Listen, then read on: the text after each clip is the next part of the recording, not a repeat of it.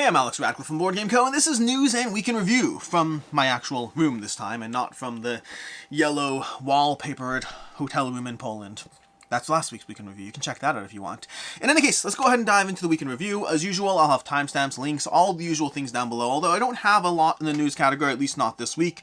Just haven't had a lot of time to heavily dive into what else is out there, and so I peripherally have my usual notes, but let's go ahead and dive into it. Starting off the bat with news, Elden Ring. Elden Ring has become the most followed Kickstarter of all time. I mean, it actually launched by the time you're watching this video, but Elden Ring crossing, like, I think it was 40,600, something like that. It became the most followed Kickstarter of all time, at least according to, like, stuff I saw on the internet that I didn't validate, but it all looked true.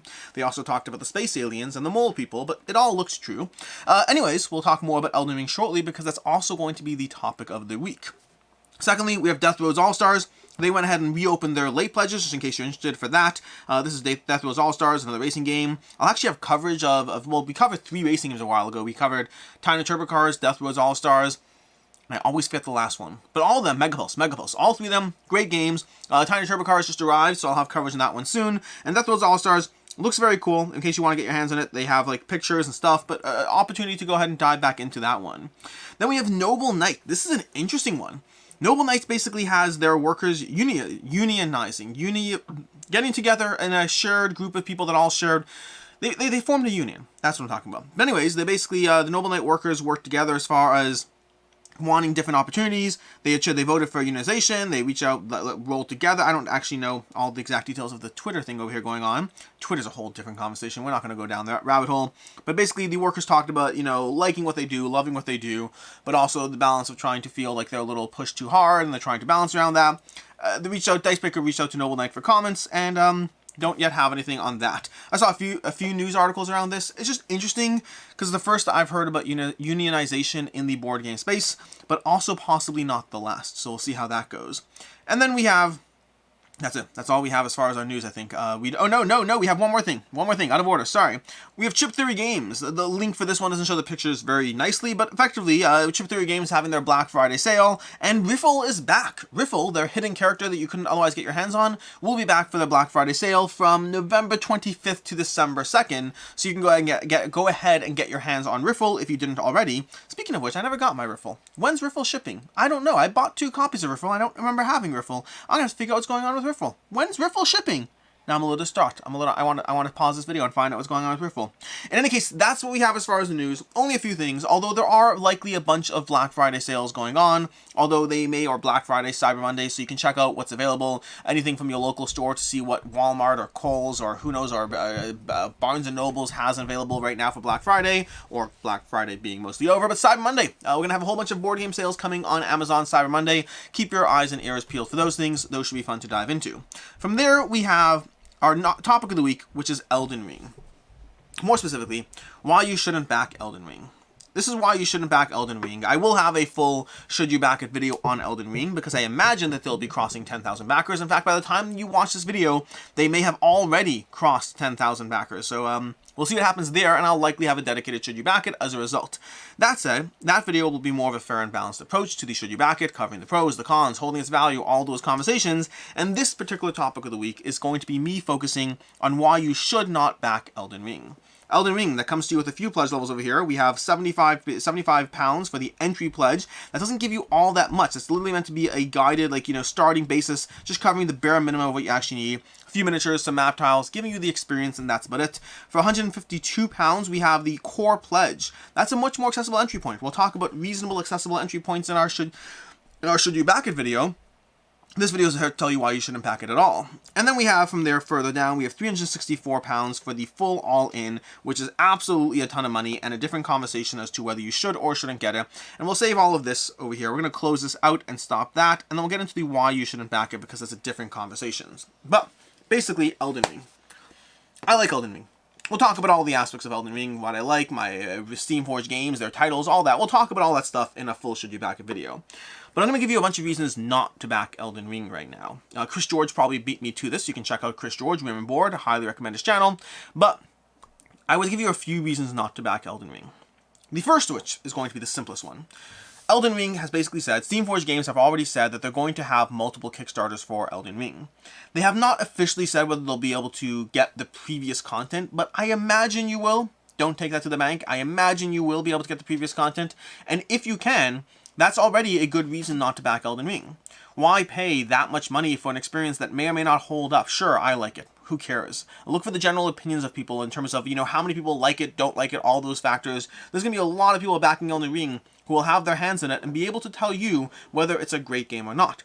And assuming you are the kind of person who's patient, because that's a big part of this first reason, if you are the kind of person that's patient, then great. When those people like it, you can go ahead and back their next Kickstarter and get more of their content. I assume either it's going to be standalone stuff or alternatively opportunities to get more stuff, because they're not going to have multiple Kickstarters which lock anyone out who hasn't already bought in. So it's either standalone or being able to buy previous stuff, or likely both to that degree. Now, if you are the kind of person who is going to see all the positive reviews come in, if they come in, and then immediately pay twice the market price to get your hands in it, that advice changes. This only applies if you are a patient person. Past that, reasons otherwise to hold off, to wait, to be patient, are just the sheer price of it. The entry pledge is going to be a dialed-down experience, and for $100, once you factor in shipping and this and all those things, $100 for a dialed-down entry-level experience, there are other games you can get that aren't dialed-down entry-level experience. You can put $100 towards Terraforming Mars and Blood Rage and get two great games out of it that are not entry-level, partially pulled-out experiences. So for the price point of the game, there's plenty of other opportunities on the table that you don't have to dial down the experience. And for $175, that's a good amount of money to be spending on a game that you're not sure about. And it will hold its value. We'll talk more about that stuff in the future. But ultimately, it doesn't mean that you need it. It doesn't mean that you need it, especially if you're looking at your own game collection and you're looking at all the games that you are currently not playing, especially if you're looking at the games that you have coming your way that you don't know if or when you'll play. There's a whole bunch of reasons to hold off and wait, and the fact that they're having a second Kickstarter at some point means as long as you're willing to be patient, just hold off and wait. Past that, look at the game. I like Elden Ring, and I like a lot of Steamforged games, but I've frequently been critical, and I understand why. They have to deal with licensors, they have to deal with all these things, but I've frequently been critical of the way that their video games don't always. Bard Song was an exception. Bard Song looked great, but many of their video game, transitions don't always have the art or the aesthetics that I would like in other properties. They're dealing with IP, so it's a different conversation, sure, but at the end of the day, I still want my games to look great, and for the amount you're paying for the amount you're paying for Elden Ring, I would ideally want that game to look great. And based on many comments that echo my opinion, it doesn't look great. It looks okay. The miniatures look amazing. I talked about this in my first impressions. I think the general game looks okay. I think the miniatures look amazing. I think the gameplay's top notch, but you're still paying a lot of money for an experience that is compromised if you are someone who falls in the camp of thinking it doesn't look amazing. Additionally, Steamforged games in general, they've had this interesting balance. One of the things that I have an interview actually going up later yesterday. I think I had an interview that went up yesterday, if I'm not mistaken, or 2 days ago. I had an interview that went up this past week with Elden Ring, with Steamforged Games. But one of the questions I talked about is the nature of how they keep the game interesting and fresh. Because one of the things that's definitely a critique I had against Bard Song is I like Bard Song. I thought Bard Song was very engaging. But the more I played Bard Song, the more I found that there was a bit of a grind engine in play that made the game. It gave me a mixed experience. It gave me moments that I really enjoyed as level up my characters, and then moments of just continuing to attack the same creatures again and again and again, and not feeling satisfied enough by the continued cycle that the gameplay gave me.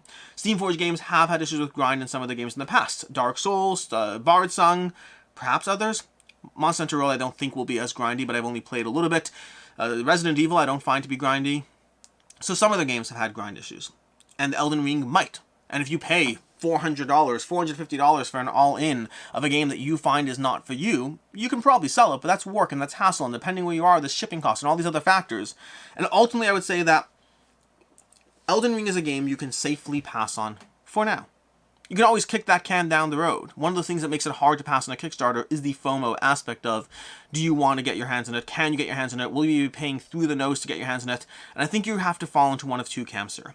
You either know that your FOMO is real enough that you're going to go ahead and back it, because otherwise, when people say it's amazing, if people say it's amazing, you'll be like, well, screw it. I'm just going to pay the $500 or the $700 or the $800 for whatever it is to get my hands in it. That's option one. In which case, you should consider backing this Kickstarter, because you know what?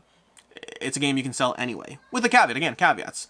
But if you can be patient, if you're willing to wait for the next Kickstarter, for when the next Kickstarter delivers, then I think that's probably the right way to go, unless you're already sold. If you watch the gameplay, if you've watched the content around the game, if you're already sold that it's a game for you, sure, do what you want to do. But if you're one of the many people who's on the fence, at the time of watching this, there's like 40,000 people following the campaign and 5,000 people who backed it. Sure, there'll be 10,000 soon enough. There'll be 15,000, but that's still 40,000 people who displayed a level of interest, and many of them have not executed on that level of interest, at least not yet. And if they... For those of you who haven't, for those of you who fall into that category, wait. Be patient. There's no rush. There'll always be the next Kickstarter. This will be a game that sticks around for a while. Whether in retail form, whether in Kickstarter form, there'll be opportunities to get your hands in it. If you're on the fence, if you're frustrated, if you just don't like it, just wait. In any case, as far as week in review, starting off with what I played, let's go ahead and dive into what I played over here. I have most of my plays logged for the week, I believe, maybe. Let's see how far back we go here.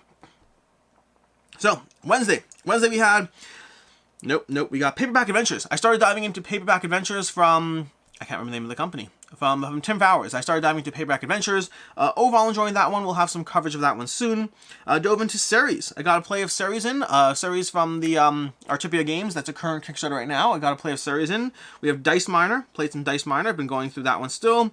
I got a play in of A Wayfarer's Tale. That's currently on Kickstarter. I got a single play, only solo though, so I'm not willing to cover it just yet. If I get a multiplayer play in, maybe I'll talk about it more. But I enjoyed it without loving it based on solo, but I don't think solo is the go-to method for me. We have more Paperback Adventures. We have another play of Ceres. We have Agropolis. Agropolis is from Buttonshy Games. I dove into that one, as well as Battlecrest Fellwoods. That's going to be their new skirmish game. That's a 18-card skirmish game. Agropolis I like. I still like Sporopolis more, but I've played Agropolis less, so I like the variety there. Battlecrest, I need to play it more. I think it is intriguing. I may or may not cover it, I don't know. But I think it's definitely intriguing, but I don't know if I think it's a good game if you're looking for a good solid skirmish game. I don't know if it's as much for me. Paperback Adventures is more Paperback Adventures. I'm diving into that one a lot. I got in like 7 plays of Anurim. 7 plays of Anurim. Anurim I haven't played in a long time. I need to sleeve my copy. I didn't realize that, but I got in like 7 plays of Anurim. And then we have Gloomhaven. I got in a few plays of Gloomhaven as well. And that's where we leave off as far as what I have logged this week. This week was a little on the light side because this past week, I thought you've seen this in other videos, probably, maybe. But this past week I've been in, Manchester and in England for this whole Steamforged Games Elden Ring event, followed by a trip to Poland where I work for GameFound and visiting their offices there and getting a bunch of days of work in there while meeting the whole team there. And so overall my week's been very international, a little less gamey, still finding time for games, but a little less so than usual, and that's been my week. Which brings us to the week in review, starting off this past Saturday with Cat in the Box. A review for Cat in the Box. I actually think I reviewed the Rocketeer first, the Rocketeer from the OP. A solid game, I enjoyed it, did not fall in love with it, but I definitely enjoyed the sequence, gave it a 3.5 out of 5. We have Cat in the Box. I really like that game. I gave it a 4 out of 5, trick-taking game that I think is one of the most clever trick-taking mechanisms I've ever seen. The only reason I have games like The Crew or Ghost of Christmas rated higher than Cat in the Box is because I think those will have more longevity. I think Cat in the Box is a little bit true one trick in terms of what it's doing, and the fact that you're always being dealt a hand of the same color cards limits the way you can address and challenge the game. But overall, very much like that one. Then on Sunday we had, first of all, we had the first 50 games. Sunday was Elden Ring First Impressions. I did a video covering my first impressions of Elden Ring, filmed from the GameFound offices, because international and trying to get my content up in time. But yeah, I covered my overall thoughts on Elden Ring. Short version of it is I am really, I got a lot of flack for, in the title I called it, I said a solidly good experience or something like that.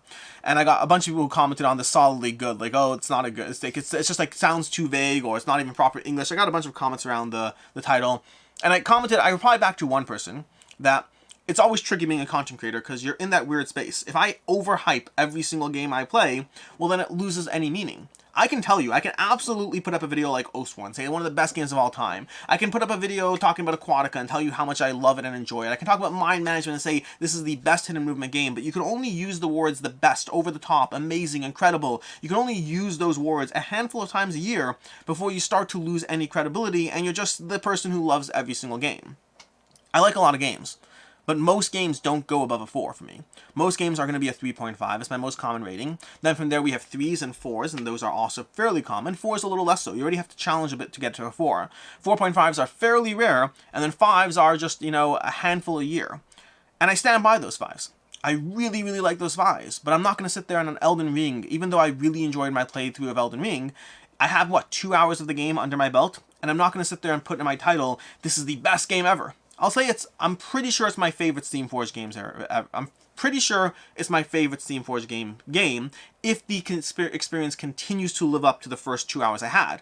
Again, there's always conversations around how that will iterate, how will that develop. I don't know yet. I only have 2 hours in my belt. So I don't want to overhype something that I have limited interaction with. But I also, if I underhype it, then people are like, oh my gosh, you just said solidly good. You're just trying to be polite so they keep sending you games. Well, honestly, I've covered Steamforged Games titles, and I've been very clear about which ones have worked for me, which ones stay in my collection, which ones don't. And frankly, I have a great experience with them as well. This is getting way too long, by the way, this whole topic. But I have a great relationship with them as well. And the fact that, like, while I was at Manchester, we had conversations around the nature of grind and experience and how to iterate around that and different game titles. They're good people at the company, and they don't mind critical feedback. They actually have conversations around the critical feedback. They're looking for that. And so I'm not worried about being negative about a game. I said Elden Ring is a game that I don't like the way it looks, and I have some concerns about different aspects of it. The exploration phase is enjoyable, but does not blow my mind. But the combat is a really rewarding puzzle. I really enjoy the combat of Elden Ring, and we'll have another conversation where I'll potentially be more effusive once I actually have like 10 hours under my belt instead of 2. So that's my whole title in Elden Ring first impressions. But the point is, I really liked it. I did. Then from there, we have later on Monday, we had the first 50 games I ever backed, doing a bit of a recap of the first 50 games I ever backed, how they held up. I got a bunch of good questions about them, including what about the retail versions? Would they have been available, or could you get your hands on those? How many times do you play those games? I covered some of them in the comments, didn't have the opportunity to go through it, but overall, if you're looking for a quick high-level notes, the first 50 games I ever backed, most of them actually are still here. A majority of them still have made it, despite the fact that, like, I back a lot of games, I sell and trade a lot of games that don't work for me, but a lot of games do stick around. I just have so many games coming through at any given point, from reviews to games I backed to just games I bought at retail, any number of different things, or games that have been there for 4 years. At any given point, there's always games flowing out, but a lot of games stick around. Then later on Monday, we had a Should You Back It for Unconscious Mind. Like I said, like maybe 2 weeks ago, I'm starting to do Should You Back videos for anything that hits over 10,000 backers. So if you're over 10,000 backers, and it's not a hard and firm number, if I want to do a Should You Back It in a campaign that has 9,000, I'll do it. My aim is that if you cross 10,000, I want to do a Should You Back video. Which reminds me, I need to do a Should You Back It video on Heroes of Might and Magic before that campaign ends. So we'll try to cover that. I may or may not do it as soon as it hits 10,000. I might do it towards the end of the campaign. In fact, I think I'll specifically aim towards like the last 5-6 days of the campaign when I'm able to do so. Then we had on Tuesday we had 3 videos. First of all, we had a gameplay of Elden Ring. This is a boss fight gameplay of Elden Ring. I also recommend checking out the Brothers Murph if you want to see the first half, our exploration phase. The exploration phase of Elden Ring is going to be on the Brothers Murph channel. You can check that out. Then later on Tuesday, we had a review for Pest. Pest is currently an active Kickstarter. It went up this past week. A solid game from Arcona Games. Solid. You see, it's a word. It's just a word. A solid game from Arcona Games. I did not like the graphic design there either, but the actual gameplay itself, very enjoyable. Then later on Tuesday, we had a review for Ceres. Ceres from Rocketeer Games. That's one that I found the 3 rounds to be fairly tight as far as the gameplay experience, not giving you a ton of time to really get a lot of reward out of the engine that you're building, but I thought it was overall pretty good, with my main critique being the fact that there's lower variability than I would like, and the 3 rounds of play just make it a little harder to fully experience your engine. But past that, really enjoyed it. On Wednesday, we had a live Q&A. This time we're taking turns up as far as who's missing every week. At first there was, I don't even know what they're up to right now, but the live Q&A, the weekly live show that I've been doing with Professor Meg and Devin Talks Tabletop. This one was just Professor Meg. Devin's out of town, and we dove into games we changed our mind on, you know, why or why not, as well as a bunch of other conversations. The weekly live might be moving in terms of the time slot it's in, so it could be a little later in the day so others can join. We'll talk about that. But that was Wednesday. Later on Wednesday, we had a Frosthaven unboxing. This bad boy got an unboxing, and now I get to dive into it. Hopefully. It's on the table for a reason. We'll talk about that soon. Then on Thursday we had a game a day for October, going over the games I played in October. Yes, I know we're most of the way through November, but I couldn't find the video I did in October, and I'm wondering if I skipped it. So going over the games I played in October, covering every single one of those, just giving you a quick highlight of the 30 new-to-me games I played in October. This is my game a day challenge, where I play a new game every day of the year. And then later on Thursday, we had an Elden Ring interview. This is an interview with Sherwin and Matt from Steamforged Games, talking about my experience with Elden Ring, and then my concerns and or questions around how the game will iterate, different aspects of combat, things like that. On Friday we had a video for Deluxified Games. I covered a few things in that, but particularly the Crafting Kingdoms backpack. Crafting Kingdoms currently on GameFound, but I had a covering their backpack, as well as a few other peripheral goodies for, you know, my Deluxification videos. And then lastly, on Friday, we had a video of Professor Meg purging her collection. That's actually a giveaway. You can check out a matching video on her channel, where she's running a giveaway for a bunch of games that she be purged from her collection. I've been trying to encourage her to get rid of games for a long time, and finally succeeded. And then that's Friday. And then today we have two things. We have a review for Planted going up, as well as a review for Shake That City. Planted from, can't remember the company, Planted from Buffalo Games and Puzzles, or whatever it is. That's Phil Walker Harding's most recent game, or one of his more recent games. Solid game. We'll talk more about it later today, as well as Shake That City from AEG. That's going to be an upcoming Kickstarter, I want to say next week, but that video goes up later today. That's when it goes up. Which brings us to next week. Next week we'll have a few things. We'll have upcoming campaigns for December. Likely going to be a light month. There's still been a decent amount of games still going up late November, but December we'll see how it plays out. And then as well as that, we have a Play This Not That versus Cthulhu Death May Die versus Mansions of Madness. For those of you who say, why are you comparing them? We talked about that in the video. And for those of you who have been asking for this video for a long time, that's why we're comparing them. Which brings us to the games on the table. I only have 3 this week because usually I do like 2 over here and 2 over here, but this counts as like 14 over here, so I don't need to. But we have Clank Catacombs over here. I hope to be diving into this one this next week, as well as Bad Company. I got my hands on Bad Company from my Porta Games. I'm so excited to play it. I want to play Bad Company, so hopefully I will. And then Frosthaven, I will be starting a intro. I have to read the rule books, like 79 pages of rules. I'll get through it, but I want to start this off and dive into it. My unboxing, I'm very excited about the various characters I want to try, and I want to play around with it. I'm very excited about Frosthaven. I've been playing through a lot of Gloomhaven recently, and I want to play Frosthaven. In any case, that's where we are. That's your week in review. Thanks so much for watching through this one, for all the conversations, the views, the tops, the topics, the comments, all the usual things. I really appreciate you being here. I appreciate... Do I wax philosophical at the end? I don't know what number week in review this is. I think it's like, how much time do I have? I have time. Sorry, I'm about to go streaming in a second. But I've been doing the week in review for, I want to say, about 2 years now. I've been doing YouTube for just shy of 3 years now. And it's been a lot. The entire journey's been a lot. A lot of you show up every single month. A lot of new people show up every month. A lot of people have been watching for 2 years. A lot of people tune in and out. There's feedback, both positive, both nice, both critical. It's been a fascinating journey for me. The life I lead is just so different than the life I ever thought I would lead. And I'm grateful to all of you, especially those of you who've made it, this far into the end of a week in review, at the end of who knows how long. I'm grateful to all of you for being a part of this. We're about to close in on Thanksgiving. Or we just had Thanksgiving, actually. I probably should have done a Thanksgiving video this week. I still have time, technically. I could change my schedule and just do that. I appreciate all of you. I'm thankful for all of you. Thank you for being here. And as always, I'm Alex Ratcliffe from Board Game & Co. And I hope you have a good one.